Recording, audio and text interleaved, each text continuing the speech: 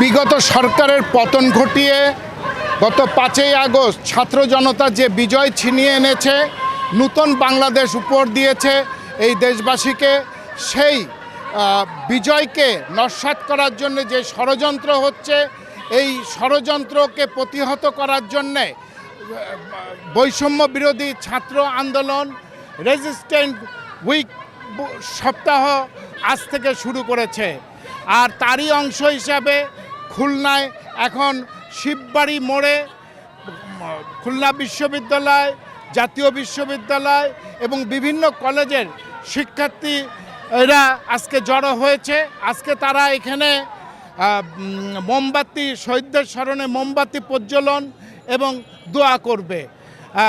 আমরা কথা বলতে চাই আমাদের এখানকার কেন্দ্রীয় যিনি সমন্বয়কের দায়িত্ব পালন করছেন বাপ্পির সঙ্গে, যে বাপ্পি, আপনারা এখন কয় দফা দাবি নিয়ে আসলে মূলত এই কর্মসূচি পালন করছেন? আচ্ছা, আপনারা জানেন যে আমরা যেটা বলেছি যে 5 আগস্ট আমাদের দ্বিতীয় স্বাধীনতা দিবস, কিন্তু আসলে দ্বিতীয় স্বাধীনতার পরেই কিন্তু আমাদের সব দায়িত্ব শেষ হয়ে যায় নাই। আপনারা কি দেখবেন যে আমাদের শত শত ছাত্রকে হত্যা করেছে এই খুনি হাসিনা সরকার এবং সহস্রাধিক মানুষের প্রাণ ঝরিয়েছে এই সরকার। তো আমরা এখন 4 দফা দাবিতে আমরা এখানে দাঁড়িয়েছি। সেটা হচ্ছে আপনার খুনি হাসিনার বিচার সহ আমাদের 4 দফার কি দাবি আছে, সেটা নিয়েই আমরা আজকে এখানে দাঁড়িয়েছি। এবং সংখ্যালঘুদের উপরে যারা আক্রমণ করেছে এবং আপনার প্রশাসন এবং পুলিশের যারা আমাদের উপরে অন্যায়ভাবে আক্রমণ করেছে, যারা আমাদের সাথে অন্যায় করেছে, যারা অপকর্মে যুক্ত ছিল, তাদেরকে বিচারের আওতায় আনার জন্য, এবং যে 14 দল সহ আওয়ামী লীগ যারা সংখ্যালঘুদের উপরে হামলা করেছে, আমরা তাদেরকে বিচারের আওতায় আনতে চাই। প্রশাসনে এতদিন যারা বৈষম্যের শিকার হয়েছেন, আমরা তাদেরকে আমরা সামনের দিকে এগিয়ে নিয়ে যেতে চাই, তাদের সে বৈষম্য আমরা দূর করতে চাই। এরকম 4 দফা দাবি নিয়ে আমরা আজকে এখানে এসেছি। তবে আমাদের প্রধান দাবি হলো খুনি হাসিনাকে দেশে ফিরিয়ে এনে বাংলার মাটিতে খুনি হাসিনার বিচার নিশ্চিত করতে হবে। যেটা শুনছিলেন যে তারা যে 4 দফা, যারা বৈষম্যের শিকার এবং এই যে ছাত্র জনতার উপরে যে হত্যাকাণ্ড সংঘটিত হয়েছে, এর জন্য তারা বিগত প্রধানমন্ত্রীকে দায়ী করে তার বিচারের জন্য তাকে দেশে ফিরিয়ে এনে বিচারের দাবি করছে। কিন্তু এখনও খুলনায় পুলিশ কাজ শুরু করলেও এখনও কিন্তু তারা পরিপূর্ণভাবে কাজ করছে না। আমরা দেখছি যে ছাত্ররা ট্রাফিকিং ব্যবস্থা সহ বিভিন্ন কর্মকাণ্ডের মধ্যে লিপ্ত আছে, দেয়াল লেখনী করতেছে নূতন বাংলাদেশের জন্যে। তা আমরা আরেকজন সমন্বয়ক শাহরিয়ারের সঙ্গে কথা বলবো যে তাদের এই কর্মসূচি, যেহেতু রোববারে ভার্সিটি এবং শিক্ষা প্রতিষ্ঠান খুলে যাবে, তারা তখন এই কাজটা কিভাবে করবে? দেখুন, আসলে পুলিশ জনগণের আস্থা হারিয়ে ফেলেছে। এটা আমরা যেমন জানি, শিক্ষার্থীরা, সাধারণ জনগণও জানে যে পুলিশ সাধারণ জনগণের আস্থা হারিয়ে ফেলছে।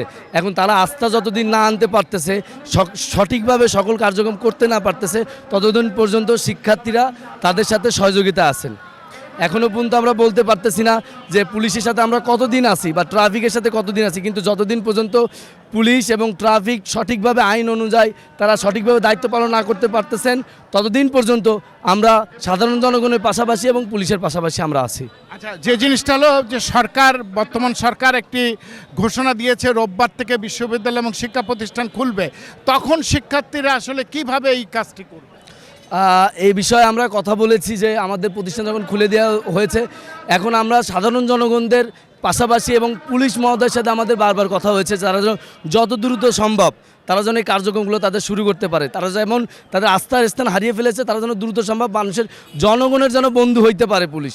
আমরা এরকমভাবেই চেষ্টা করছি, যত দ্রুত সম্ভব আমরা এটা চেষ্টা করব যে শিক্ষার্থীরা যেন তাদের তো একটা ক্যারিয়ার আছে, তাদের তো এই কাজ না, তাদের ক্যারিয়ার আছে, এখন পড়াশোনা করার ব্যবস্থা, তাদের সুন্দর করে পড়াশোনা করে একটা ভালো সুন্দর ক্যারিয়ার করতে পারে, সেই দিকে যেন যাইতে পারে এবং পুলিশ যত দ্রুত সম্ভব যেন কার্যক্রম শুরু করতে পারে, আমরা সেই বিষয়ে নিশ্চিত করার চেষ্টা করছি।